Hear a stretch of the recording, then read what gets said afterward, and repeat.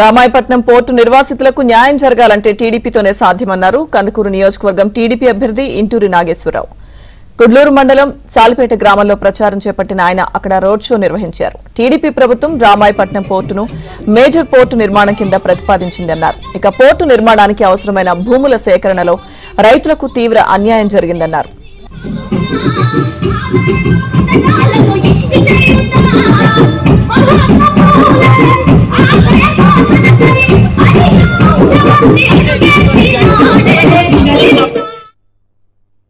అందరికీ కూడా ముఖ్యంగా ఈ ప్రాంతం ఒక సముద్రం పక్కనే వ్యవసాయ ప్రాంతం మొత్తం.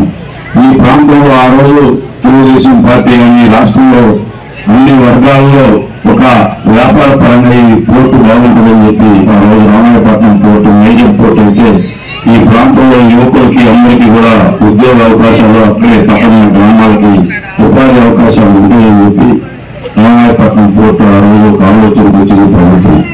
కానీ జగన్మోహన్ రెడ్డి గారు అధికారంలోకి వచ్చిన తర్వాత ఆ పోర్టుని మైనర్ పోర్టుగా మార్చి దాన్ని ఎవరో కాదు ఇప్పుడు మనకి వైసీపీ ఎంపీ అభ్యర్థి రేపు ఈ రాష్ట్రంలో కూడా ఉన్నారంటే విజయసాయిరెడ్డి గారు వాళ్ళ స్వయాన అల్లుడు శరత్చంద్రారెడ్డి గారి కంపెనీకే ఈ రామాయపట్నం పోర్టు కట్టబెట్టారు.